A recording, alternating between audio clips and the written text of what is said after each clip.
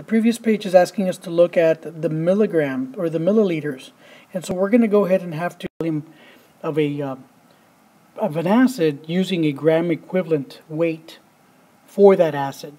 And so the sample problem here before us is the following: what volume in milliliters of a 0.100 molar sodium hydroxide solution would be required to titrate a 0.246 gram sample of a weak acid having an equivalent weight of 122 grams.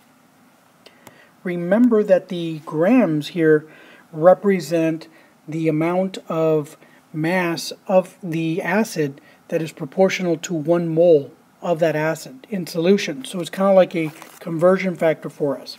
And so what we need to do is take some of the other numbers here. We've got a concentration and we have a mass of the sample.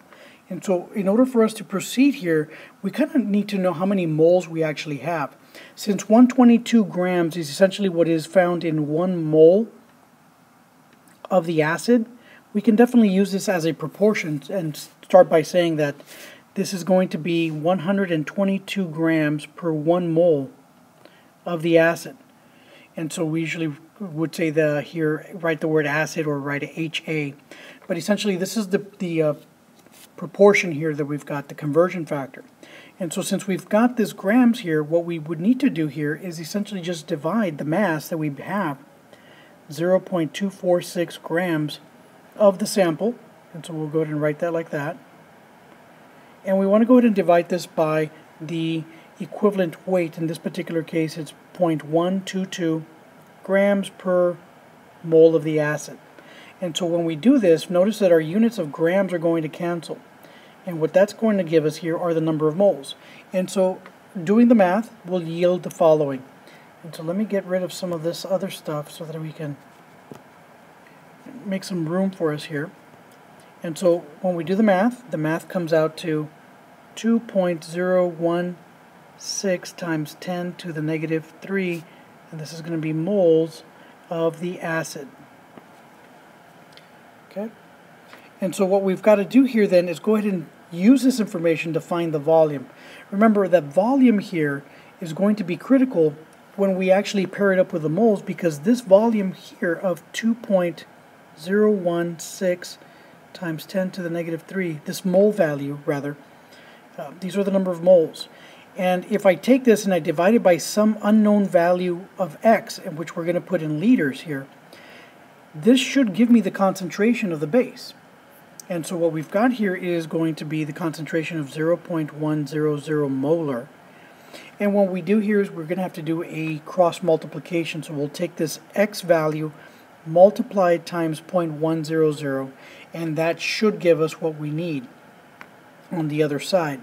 And so what I'm going to go ahead and do here is kind of represent that as a mathematical on the other side. Let me go ahead and create this on the second page here if I can.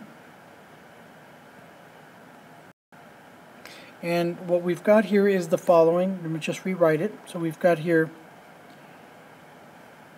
2.016 times 10 to the negative 3. This is going to be moles of the acid divided by x liters. And this is going to be equal to 0.100 molar of the base, essentially the concentration that we need there. And so when we do this, we'll wind up getting x liters times 0.100 molar, and this is going to be equal to 2.016 times 10 to the negative 3, and this is going to be moles of the acid.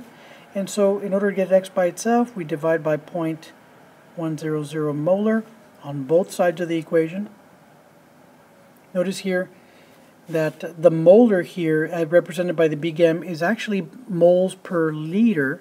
And so that will wind up being very helpful here pretty soon. But let's go look at the left side. These cancel out, and that's going to go ahead and leave us with x. And on the right side of the equation, notice that moles also cancels out, leaving us the value of liters, which is what we're looking for. When we actually take the mole number, 2.016 times 10 to the negative 3 divided by 0.100, that will give us a value of 0.02 liters. But since the problem originally asked us for milliliters, we got to go and make sure that we actually provide the conversion from liters to milliliters. Notice the conversion factors right here. There are 1,000 milliliters in 1 liter. When we multiply that times 0.0202, we wind up with the answer of 20.2 milliliters of the sodium hydroxide. And that is how much is needed to titrate this particular acid.